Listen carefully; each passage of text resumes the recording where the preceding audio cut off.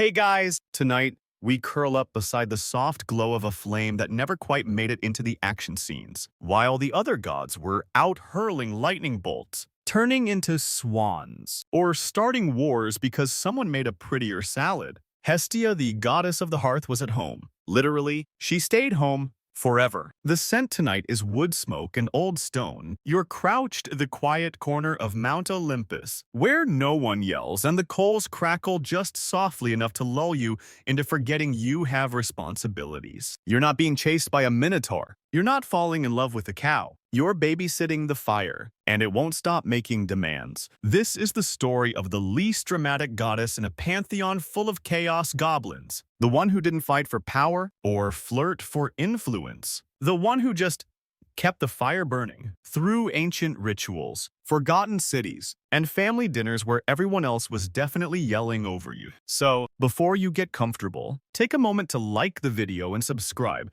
but only if you genuinely enjoy what I do here. And hey, drop your location and local time in the comments.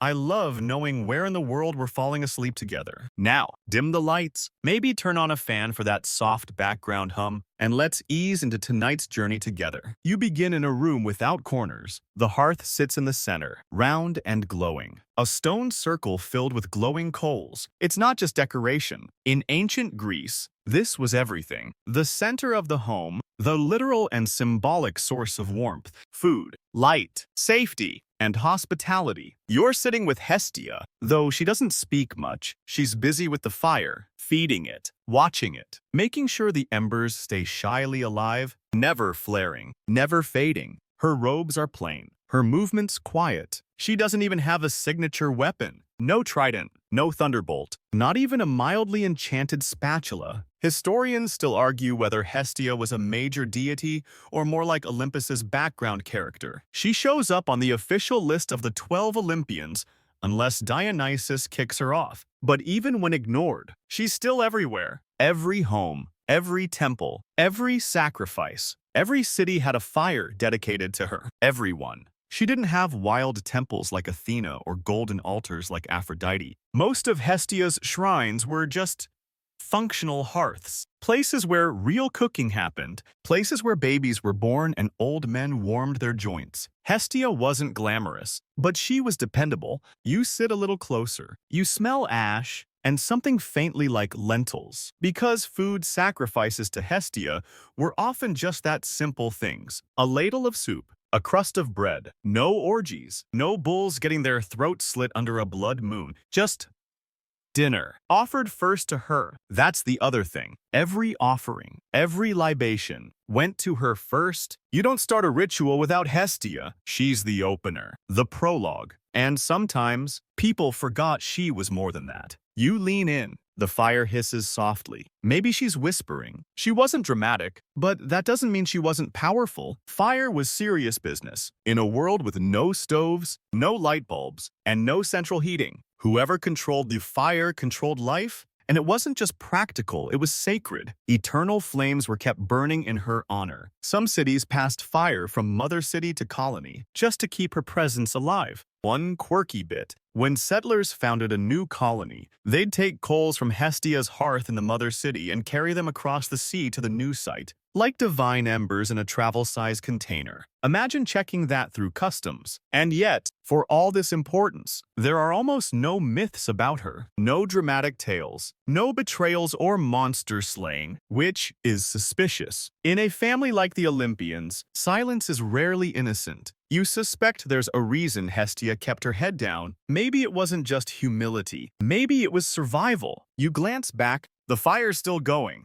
Of course it is, because someone always stayed home, someone always kept the light on. You shift your weight, getting comfortable against the warm stone. The gods are loud, usually, but Hestia, she's the pause between thunderclaps, the warmth that lingers after the war ends, the flicker that says, you're not alone. Not yet. She doesn't need a throne. She's already at the center of everything. You're still by the fire, letting it warm the backs of your hands as Hestia moves with the same calm rhythm she always does. She doesn't speak, not because she can't, but because when everyone else is yelling, you learn that silence can say more than shouting ever will. Now, let's go back a bit. Before the fire, Before Olympus, before even the myths were fully written down, you're born into chaos. Literally, your name is Hestia, and you're the firstborn child of Cronus and Rhea Titans, the prequel-era parents of the gods, which sounds fun until you find out your dad is a paranoid cannibal. Cronus had this little prophecy problem. He was told one of his kids would overthrow him. So naturally, he did what any rational divine being would do. He swallowed his children, not metaphorically, fully swallowed. Hestia, first to be born, first to be eaten, delicious. Historians still argue whether this was a symbolic metaphor for generational trauma or just a really intense ancient digestive metaphor. Either way, you end up inside your father's stomach, which is not the most traditional place to spend your childhood. And there you stay until Zeus, your youngest brother, decides he's had enough of this digestive injustice. He tricks Cronus into vomiting up all his siblings, like a celestial Pepto-Bismol ad. And who's first to come flying out? You guessed it, Hestia, covered in God knows what, but free. You're technically the eldest and the youngest. First in, last out. Try making that make sense on a birthday card. You brush yourself off. You don't rage. You don't scream. That's not your thing. You find the nearest unoccupied fire pit, light it, and just sit. You've seen enough chaos. Someone needs to stay still while everyone else is running around like divine toddlers with lightning bolts. The thing is, after all that drama swallowing, regurgitating, apocalyptic wars, you don't even end up in most of the myths. Your siblings get the good press. Zeus becomes CEO of the sky. Hera marries her brother and develops a life-consuming obsession with revenge. Poseidon gets a trident and rage issues. Hades becomes landlord of the underworld. And you start babysitting the hearth? No, really. While the other gods get fanfare and followers and weapons of mass destruction, you get assigned to keep the fire burning. In every temple, every home, every city, permanently. There's no vacation time. There's no backup goddess. There's not even a complaint department. It's just you and a flame that never sleeps. It sounds thankless. But here's the twist. You don't complain. In fact, you choose it. When the gods split up roles after overthrowing the Titans, you ask to take care of the hearth. Maybe it's because you've seen what happens when power corrupts. Maybe because fire felt honest. Or maybe you just like the quiet. That choice, it echoes across centuries. See, fire was sacred in ancient Greek homes. When a child was born, the family would carry the baby around the hearth to welcome them into the household. When someone died, the fire was extinguished in mourning. When families moved, they took the flame with them in covered pots, like divine takeout. No matter what happened, weddings, funerals, feasts, Hestia's fire was there. One fringe theory, and you'll love this, suggests that Hestia wasn't just a goddess, but a symbolic personification of consciousness itself, always flickering, always watching, always present but impossible to touch directly. Like, congratulations, your brain might just be an eternal flame with legs. You adjust your posture. The stone beneath you is warm now. A reminder that Hestia's power isn't loud, but it lingers. It settles into the corners of things. The rituals, the architecture, the language. The Greek word for hearth is Hestia. That's not coincidence. That's how central she was. She didn't just have a temple, she was the temple. Every time a fire was lit, it was a whisper of her name. Every time someone stirred a pot, every time someone said grace, Hestia was in the room, and yet, you'll rarely see her painted on a vase. No dramatic busts, no temple ruins with tour guides rattling off gossip about her latest scandal. She didn't make headlines. She made dinner. It's strange, isn't it, to be that important and that invisible? But maybe that's the point. You don't need to be seen to matter. You glance toward the shadows. Somewhere, Zeus is probably trying to seduce a tree. Athena is inventing math again. Ares is punching a helmet for no reason. But here, by the hearth, everything is still, everything is steady. You feel it.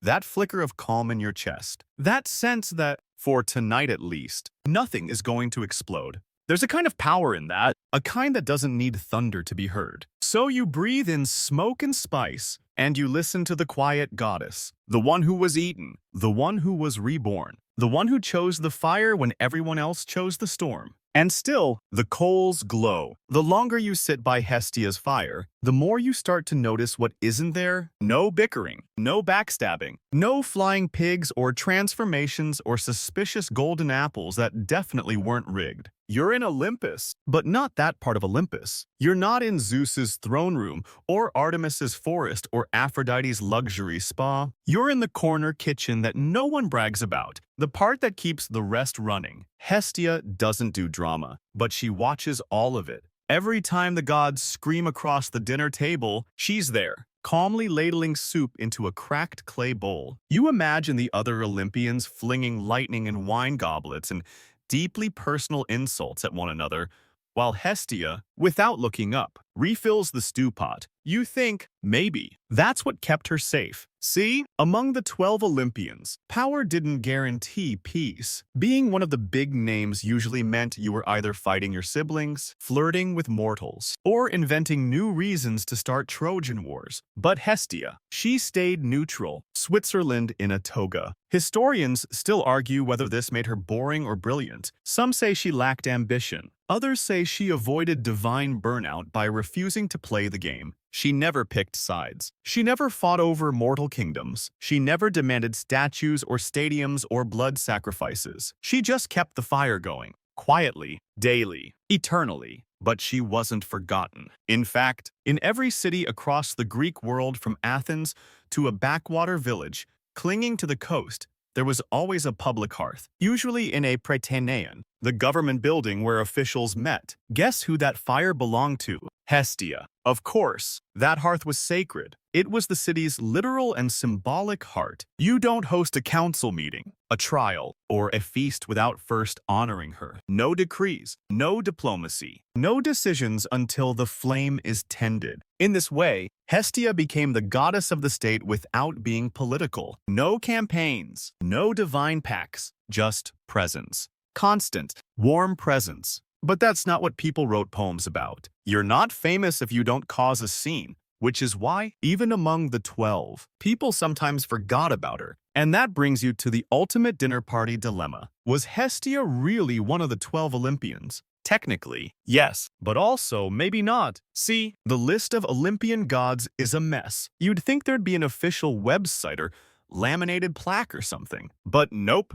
Ancient sources disagree. Some say Hestia was always among the 12. Others say she gave up her spot to make room for Dionysus, the god of wine, theater, and regrettable decisions. According to the myth, Hestia stepped aside voluntarily. "I'll stand," she supposedly said. "Let the boy sit." And with that, she relinquished her seat at the celestial table. Some scholars believe this was symbolic of her nature peaceful, selfless, eternally mature. Others argue it was a late addition to myth that explained why Hestia had no big stories and Dionysus had all the wild parties. Either way, it's a classic example of polite girls getting benched. You sip imaginary tea. Hestia probably made it. But the question remains, did she really leave the table? Or was she just tired of the noise? Because while the other gods squabbled over seating arrangements and mortal followers, Hestia didn't need a throne to have power. She had every fire, everywhere. That's not metaphor. That's infrastructure. One quirky tidbit. In some versions of the myth, Hestia never leaves Olympus, not once. While Hermes is zipping around with winged sandals and Artemis is off camping forever, Hestia remains at home. She doesn't travel. She doesn't shapeshift. She doesn't stir drama. She is always there, holding the hearth like a heartbeat. And you wonder,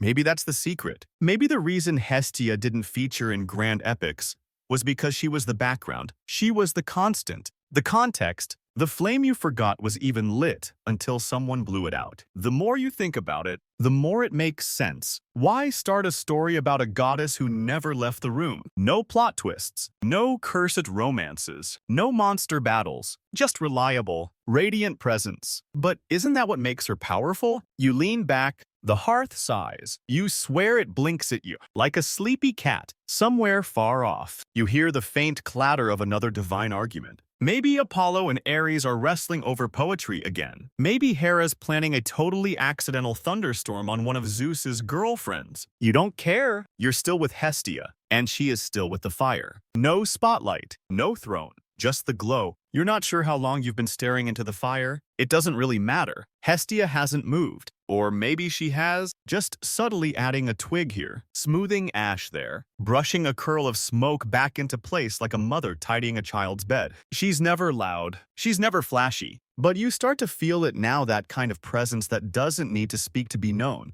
You think about that empty throne. Dionysus is dancing on it now, probably barefoot and sticky with wine. The party god, the chaos bringer, the glittery distraction in every room. And sure, he's got great stories.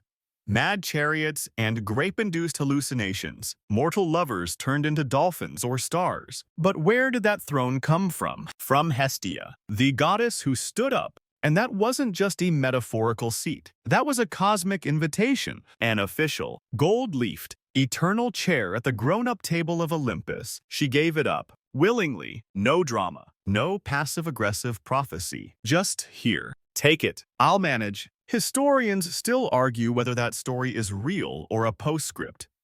Some say it was made up by later poets to explain her absence in the big tales. Others say it reflects a deep cultural respect for voluntary humility, like a reminder that power isn't always about taking space. Sometimes, it's about choosing not to. You look at her again. She doesn't glance back, because she doesn't need to be noticed. The thing about fire is it doesn't care who's watching. It just burns. But let's talk logistics, shall we? Keeping the eternal flame alive was not symbolic. It was a full-time job. Every Greek city-state had an official hearth in its main public building, and someone, usually women, was responsible for keeping it lit. If the flame went out, it wasn't just embarrassing, it was a bad omen. A cosmic-level oops, like accidentally deleting the whole family hard drive. And the only acceptable way to relight it? Using pure, untainted fire, often sparked by mirrors and sunlight. No borrowed torches, no shortcuts. No, I'll just use my neighbor's stove.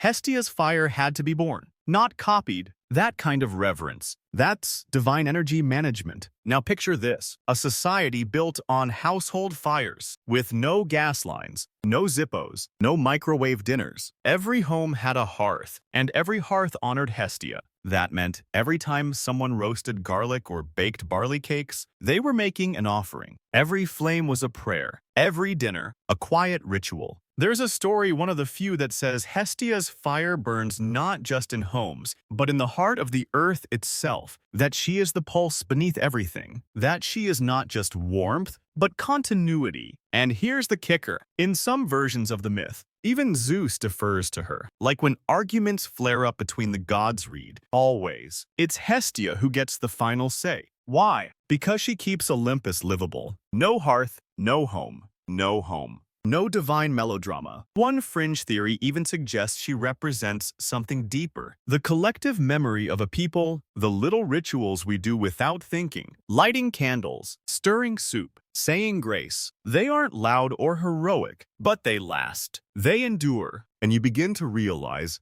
the hearth isn't just a fire pit. It's a boundary line between wild and tame, between outside and inside, between chaos and care. You poke a stick into the coals, just for fun. They shift, glow deeper, still alive. Of course they are. She's here. You think back to those noisy myths, the ones you were forced to read in school.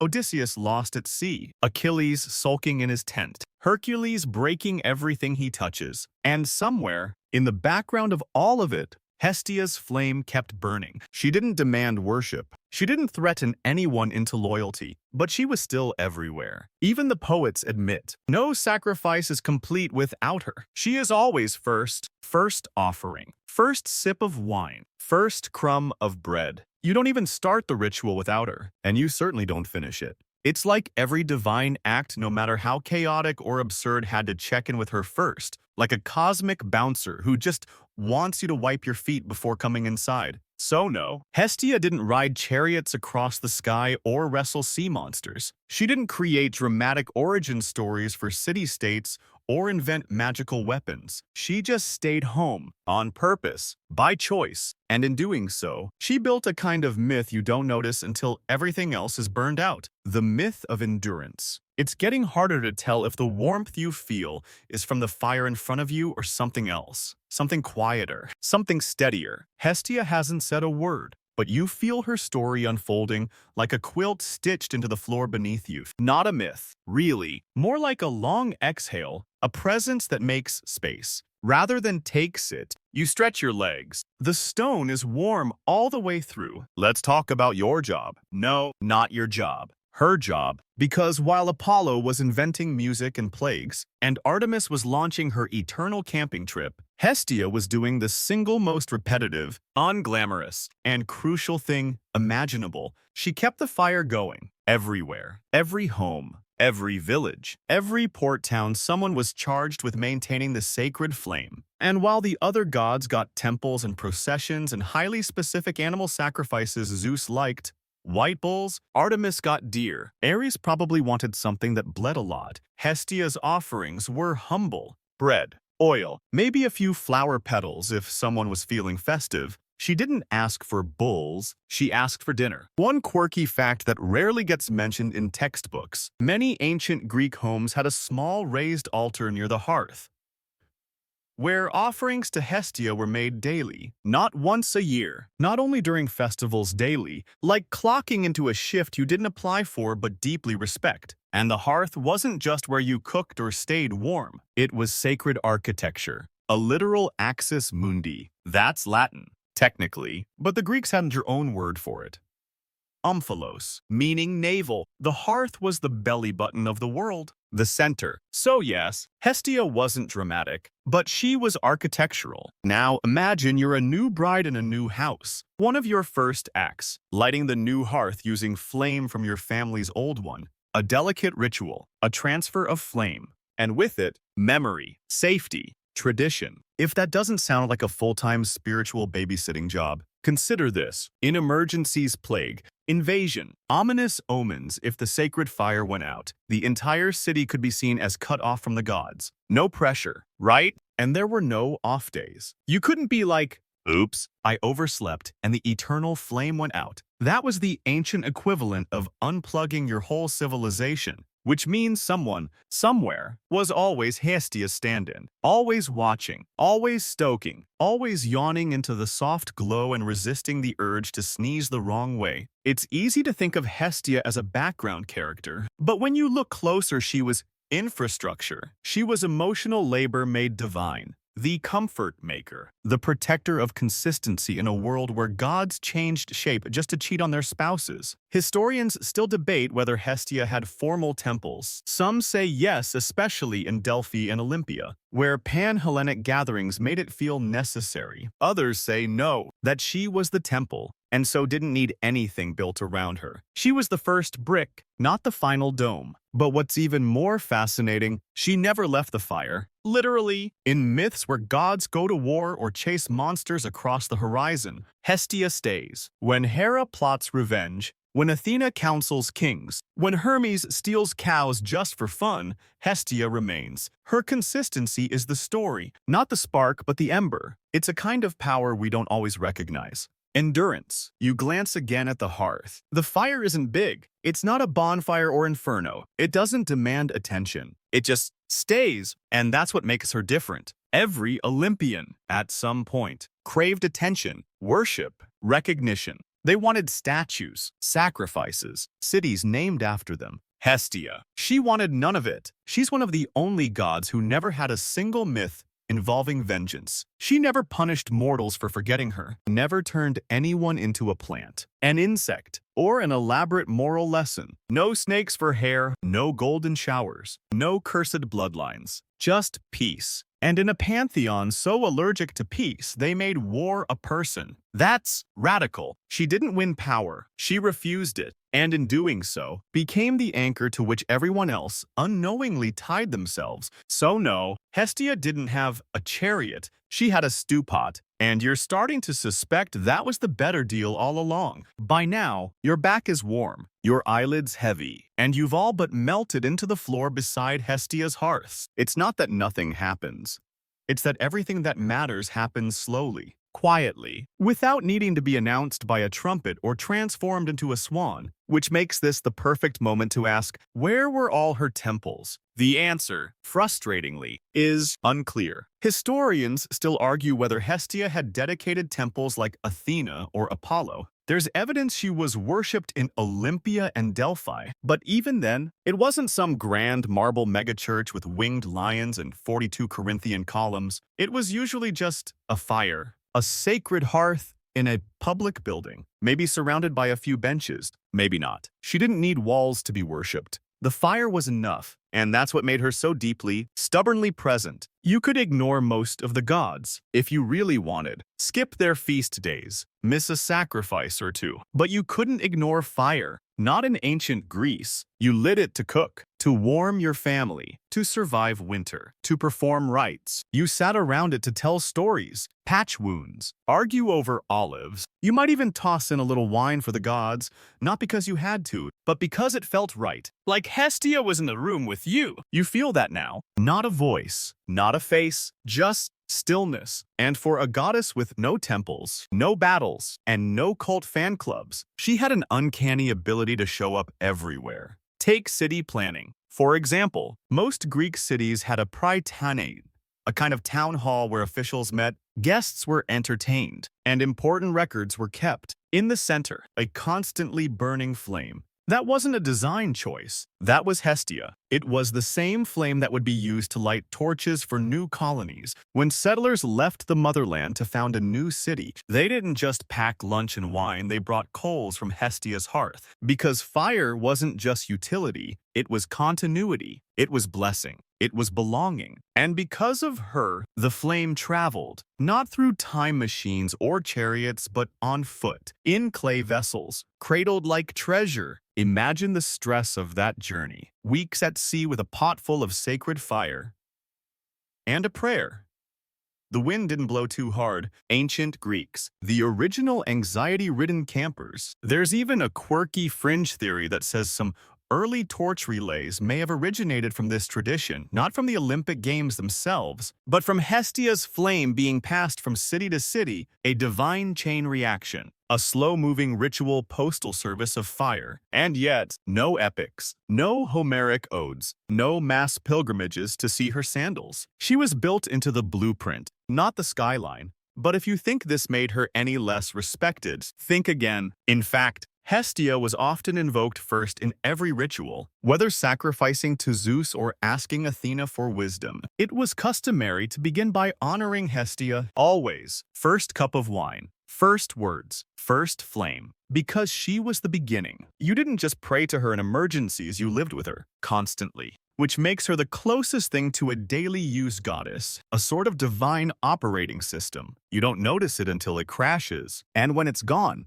nothing else works right. There's something oddly modern about that, isn't there? She wasn't a spectacle. She was the socket. So maybe the reason she didn't have temples is because she already was the sacred space. Not the walls, but what happened inside them. The quiet, the warmth, the care. And when a fire did go out, for whatever reason, the process to relight it wasn't casual. The flame had to come from a pure source, often through sunbeams focused by mirrors, carefully aimed like ancient lasers. No shortcuts, no lighter fluid, just sacred sunlight and patience. You stare into the hearth again. You wonder how many people across how many centuries sat just like this watching the fire, breathing slow, thinking about gods and dinner and whether the smoke meant anything. Probably thousands, maybe millions, and all of them, in their own way, kept her myth alive not through songs or statues, but through soup, through waiting, through keeping something alive that could so easily go out. You blink, and the fire is still there.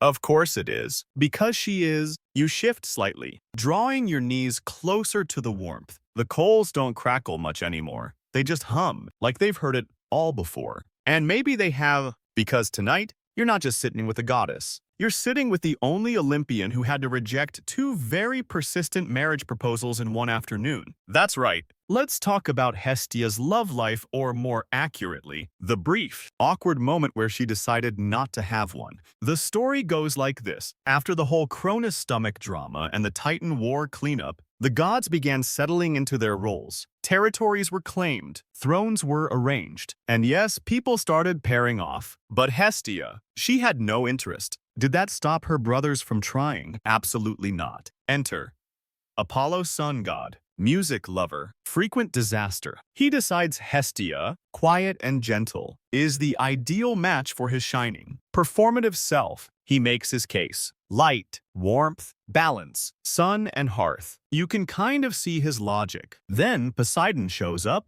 Yes, that Poseidon, sea god, beard, trident, probably still dripping. He makes a competing offer. Steam and fire, ocean and warmth, maybe a little sizzling tension vibe. In some myths, they both propose at the same time because subtlety was not invented yet. And Hestia, she says nope, not rudely, just firmly. She places a hand over the fire and takes a vow, eternal virginity. Not just abstaining from marriage, opting out of that entire subplot. No husband, no drama, no tangled family trees that would eventually require a flowchart and 6 therapists. Historians still debate what that vow really meant. Was it a religious metaphor, a symbolic detachment from desire, a social model for women who didn't want to marry? Or was Hestia just the original I have a cat and that's enough deity? Whatever it meant, it was radical because female deities were rarely allowed not to be defined by love or rage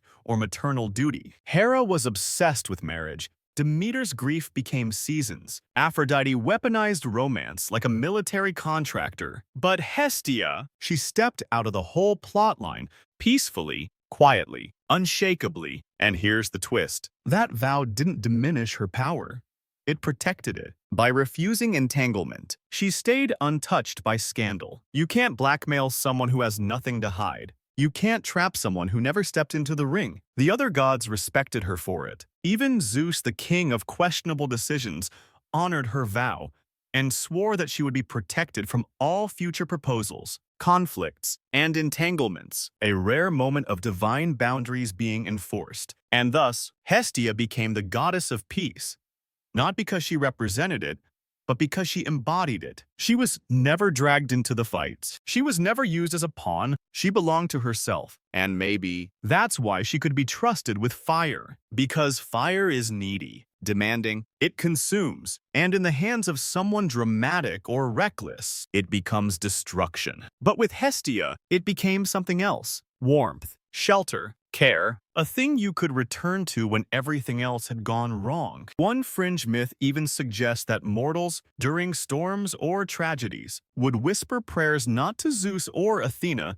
but to Hestia, not because she could fix it, but because she would wait with them. She'd be present, still, warm. Imagine that. A goddess who doesn't fix your pain, she just sits with it. While the coals glow, while the soup warms, while your heartbeat returns to normal, that's devotion without demand. And in a pantheon where every other god seemed to require constant appeasement, Hestia asked for almost nothing, except, maybe, to be remembered at mealtime. And even that, she was content to be first, not loudest. So you sit there now, like those countless ancient families before you. Maybe your bread is a little burnt. Maybe your thoughts are racing. Maybe the night feels heavy, but the fire still burns. And Hestia, she's still right here. The fire flickers sideways, and you follow it like a lazy cat tracking sunbeams on the wall. But now the walls are changing. You're no longer in Greece. You're in Rome. Different togas, different architecture, slightly more marble.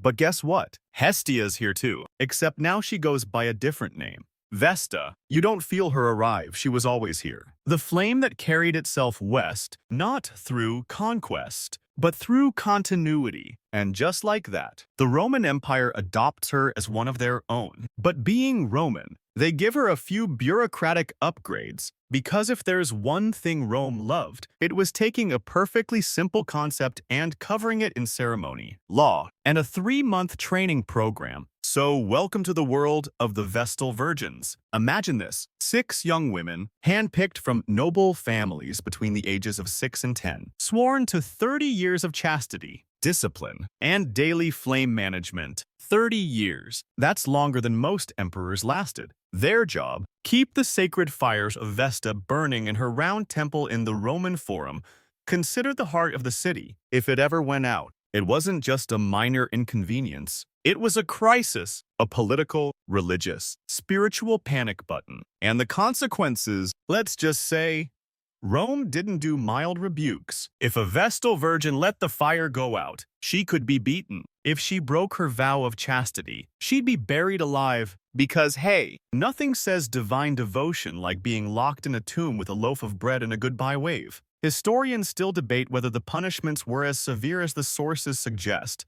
Some argue they were more symbolic. Others insist Rome's flair for public spectacle was deadly real. Either way, the vibe was clear. Don't mess up the flame. So while Dionysus was throwing wine-soaked parties and Mars was inventing helmet fashion, Vesta's priestesses were the overworked, under-rested interns of divinity clocking in every day to babysit the most important candle in the empire. And yet, they were deeply respected. The Vestals had legal rights that most Roman women didn't. They could own property, make wills, even pardon criminals just by touching them. Their presence at ceremonies was considered crucial. If one passed you in the street, you stepped aside. They were sacred, but also watched constantly. One fringe story claims that during a particularly chaotic festival, a drunken senator wandered into the temple of Vesta and passed out near the sacred flame. The Vestals, unsure what to do, spent the entire night silently staring at him until a magistrate came and hauled him out. No words, no action, just passive, disapproving.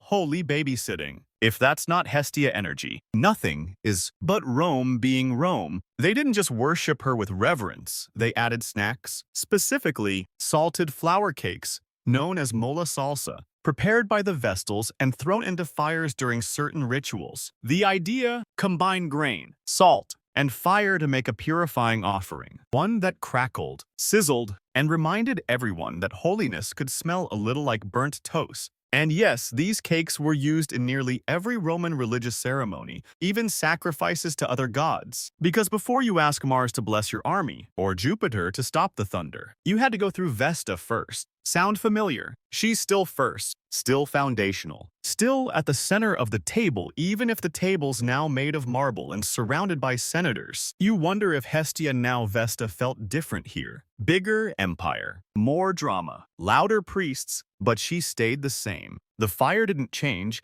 because the city got taller. She was still flame and presence and peace. She just wore a Roman name tag now. You glance at the hearth, which looks a little rounder, a little grander now. The stone is polished, but the heat's the same, because she's the same. Whether in a mud brick hut in Thessaly or a gold-trimmed temple in Rome, the fire burns, and Hestia Vesta watches it, always. You're still with the fire. But now there's a scroll in your lap, some Roman decree written in overly serious Latin, probably stamped by 12 consuls and a goat. Because being Vesta's chosen priestess wasn't just sacred, it was administrative. Let's talk about the Vestal Virgin's job description, shall we? Imagine applying for a position that requires you to be taken from your family before age 10, swear 3 decades of celibacy, learn rituals no one's allowed to write down, tend a fire without letting it go out for the rest of your youth.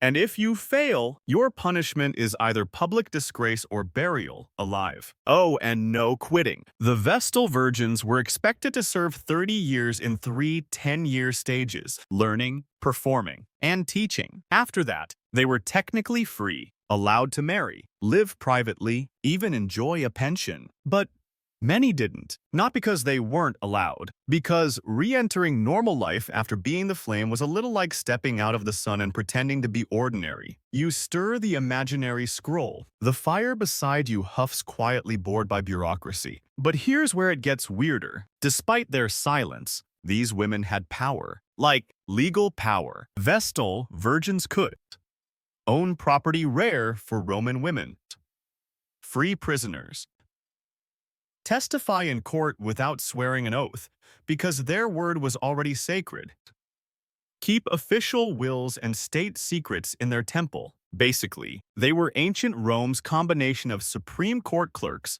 cultural icons, and very tired middle managers. One fringe theory. Some believe that because their temple held sacred documents, the Vestals also played a quiet role in shaping policy, that they weren't just fire tenders, but record keepers, secret historians, the last defense against the empire's collective memory loss. And maybe that's what the fire really was, a kind of archive. Not just warmth or ritual, but continuity. The unbroken thread. You look up at the Temple of Vesta, not a grand building, just a simple circular room. No statues of the goddess inside. No thrones, just the flame, surrounded by stone. Because Vesta wasn't seen, she was felt. That round shape, not random. Round temples echoed the shape of early huts, the kind ancient Romans lived in before marble and mosaics became a thing. It was nostalgic, grounding, a reminder that before empires, there was fire. So even as Rome grew absurdly big and complex with its aqueducts and colosseums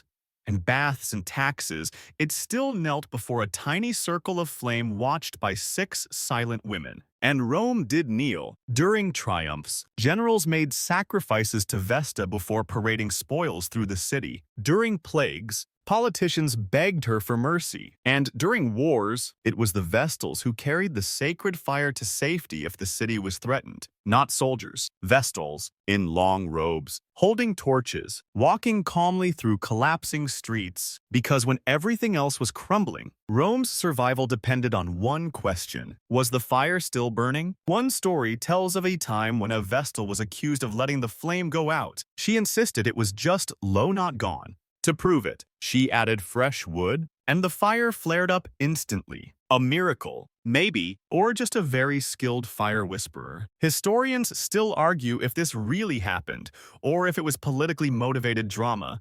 But the symbolism stuck. A city could lose buildings, leaders, even battles. But if the flame endured, so did the spirit. You lean closer. The hearth before you is simple again. The marbles faded. The scrolls gone. You're back in that soft space between memory and myths. And Hestia Vesta hasn't moved. She doesn't rise with empires or fall with them. She just waits, listens, holds the ember. Because she doesn't need to win history. She is what it survives on. You're drifting again. The warmth of the fire pulling you deeper, not into sleep. Not yet. But into something quieter than dreams. You've seen gods with tempers, gods with lightning, gods with armies. But Hestia, she's got paperwork. Let's go there. Because fire doesn't just keep people warm, it keeps society organized. And Hestia, in her domestic quietness, was tangled up in something we rarely talk about in myths: citizenship and civic duty. See, in many ancient Greek city-states, your hearth wasn't just for toasting barley. It was a kind of bureaucratic beacon, a statement: we live here. We belong here. A house without a hearth wasn't really a household, and a city without a central fire wasn't really a city. In Athens, for example, the central hearth of the Prytaneion wasn't just symbolic.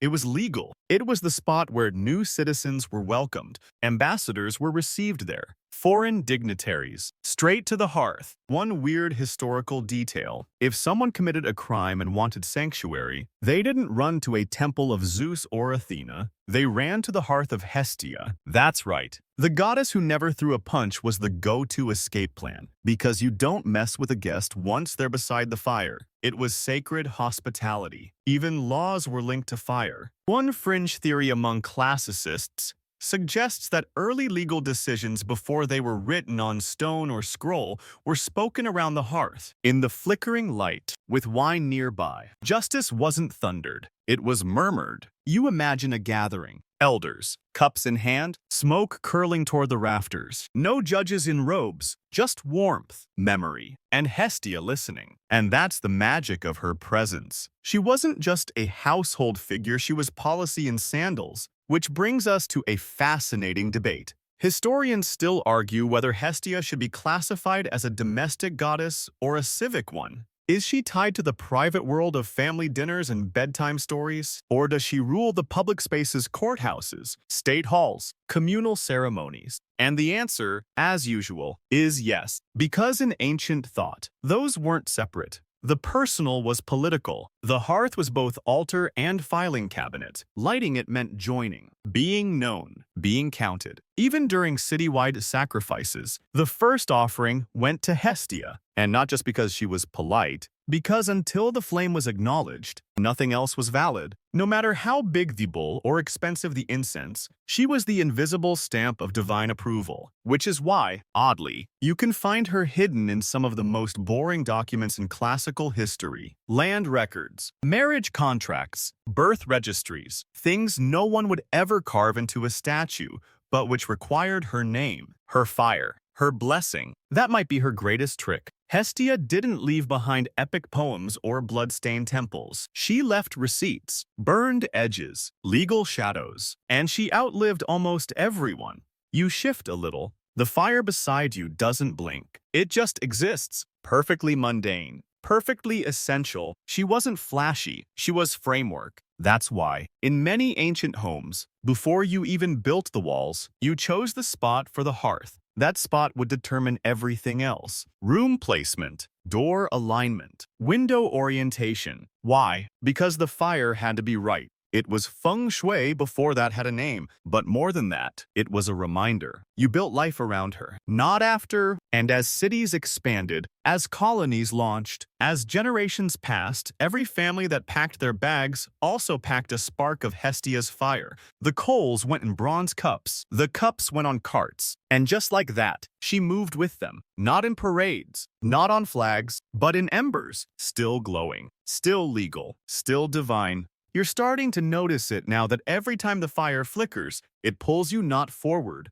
but backward, as if it's remembering something for you, something ancient, something dinner-related. Because tonight, it's time to eat. No, really, let's talk about food. Specifically, how Hestia made every meal a ritual. You see, in both Greek and Roman tradition, the act of eating wasn't just about not starving. It was sacred, structured, deeply ceremonial in ways that would probably confuse your microwave. Before anyone touched their food, a small portion of it wine, bread, soup, sometimes even burnt fat was offered to Hestia. The first bite, the first sip, always hers. Not because she demanded it. She wasn't a diva, but because meals began with her, like a gentle knock on the cosmic door before digging into your olives. Historians confirm that in households rich and poor alike, the meal started by tossing a crumb or splash of wine into the hearth. The gesture was often so routine, so ingrained, that people did it without thinking, like grace without the speech.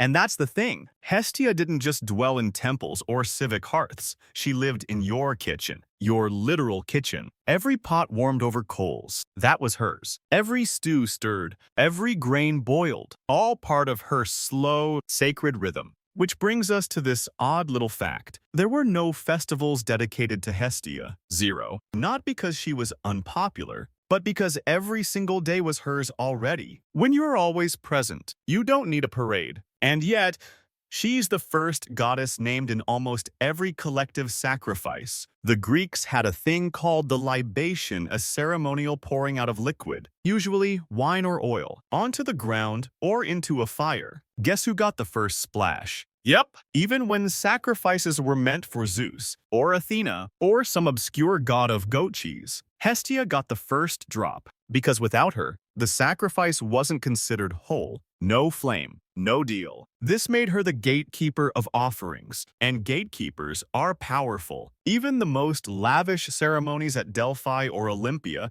the kind with gold vessels and 8-course goat roasts, began with a quiet nod to her. You didn't summon Hestia. She was already there, stirring the coals, holding the bowl, and in doing so, she became the goddess of transition. Not beginnings or endings exactly, but the warm breath between, the exhale before the story starts, the hush between arguments, the scent of bread cooling in the dark. There's even a fringe theory that claims early Greek philosophers used Hestia as a metaphor for the unchanging center. Plato in particular described her not as the goddess of a fire, but of the eternal fire that still point around which the universe moves. Historians still argue whether he meant it literally, or whether he was just having another deeply metaphorical Tuesday, but even if it was symbolic, the power of that image lingers. The world, chaotic and spinning. held together by a single, still flame. And here you are now, still staring into that flame.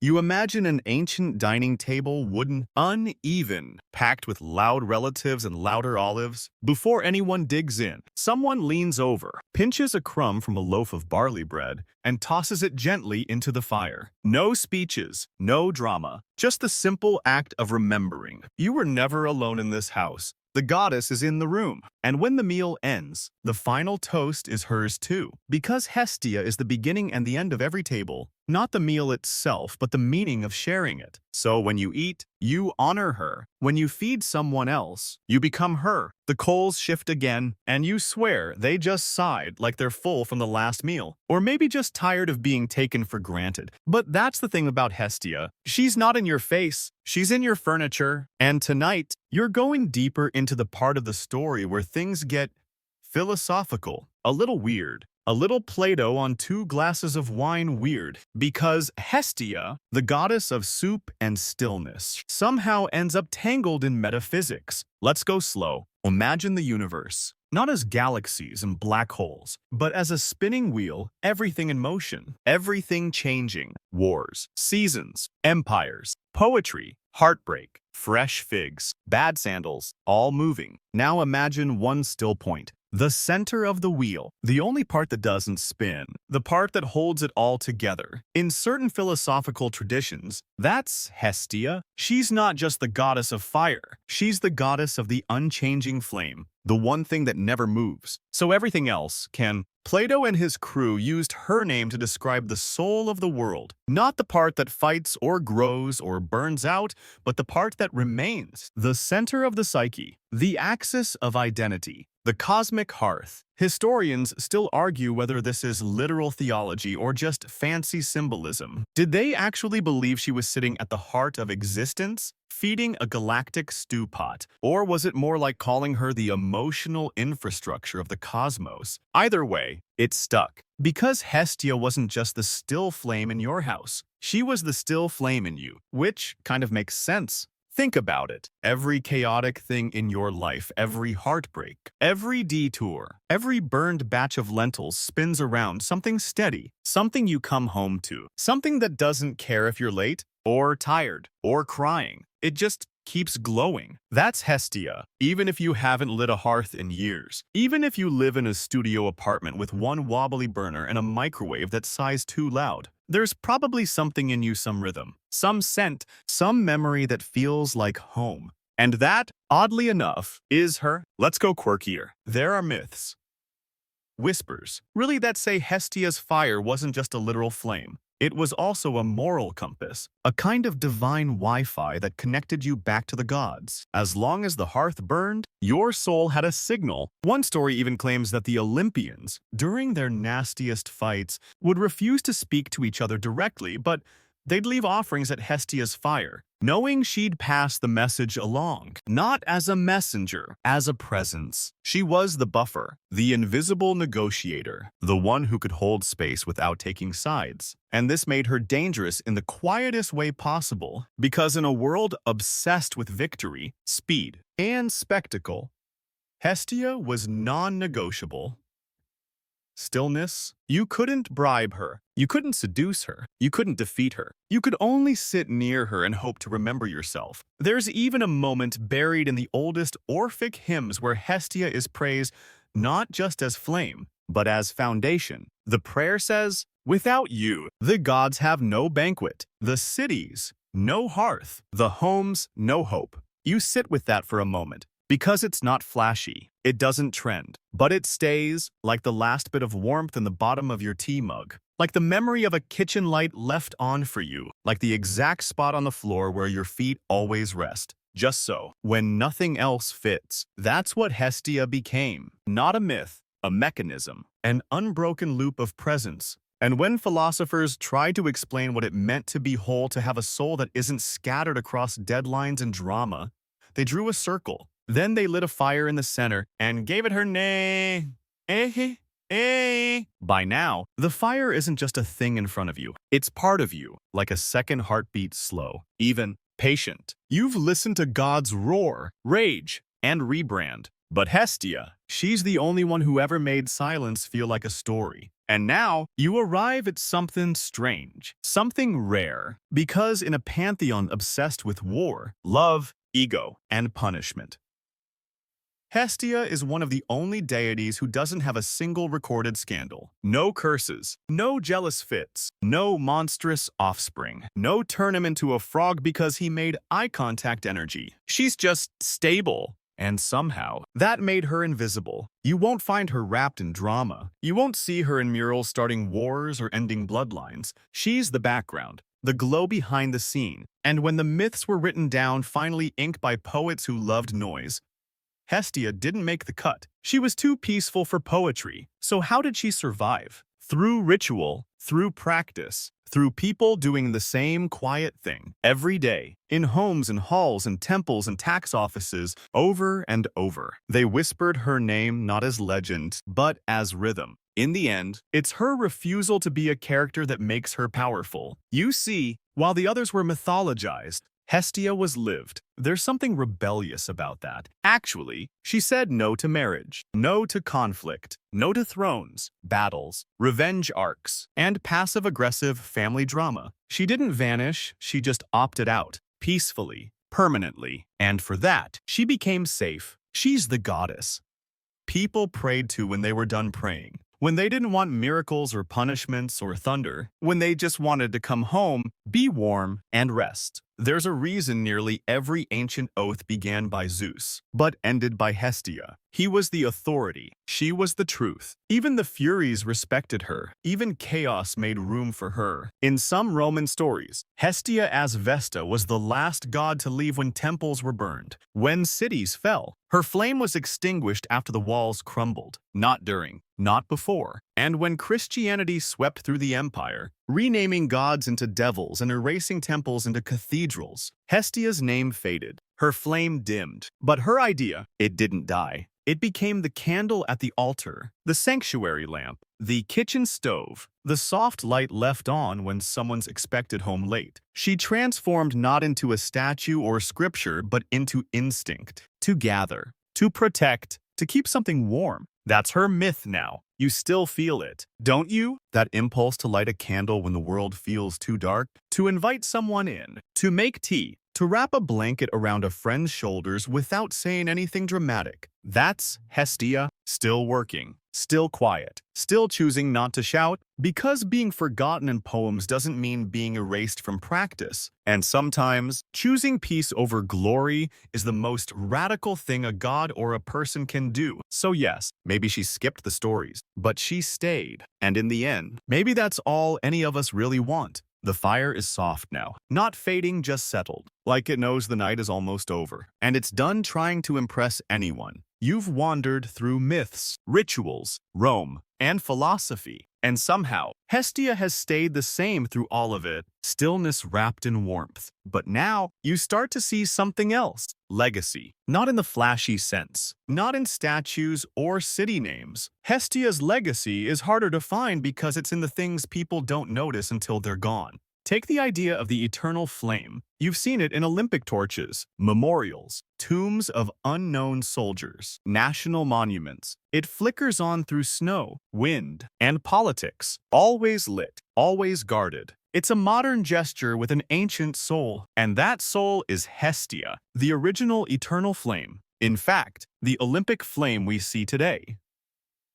A fire carried in relays, guarded with ceremony, was inspired by her rituals, not just for show, but to channel that same ancient idea, a fire that travels without breaking its story. There's even a long-running academic debate about whether modern Olympic ceremonies are just one big Hestia cosplay. Historians still argue whether the ancient games ever actually included a central torch. But the idea of sacred fire linking communities, that's 100% hers. And it didn't stop with torches. Churches, too, adopted her symbolism. That little red lamp beside the tabernacle, it's called a sanctuary lamp, and it burns to show that something holy is present. It doesn't flicker for Zeus or Apollo, but its logic is Hestian, a flame that says, this space is sacred, even when silent. And in Jewish tradition, there's the Ner Tamid, the eternal light above the ark in synagogues. No thunder, no fanfare, just presence. Again, a legacy of fire-keeping meaning alive. Hestia slipped into history's back door and made herself at home. Because fire is weird like that. It transfers, it adapts, it climbs quietly from oil lamp to candle to gas burner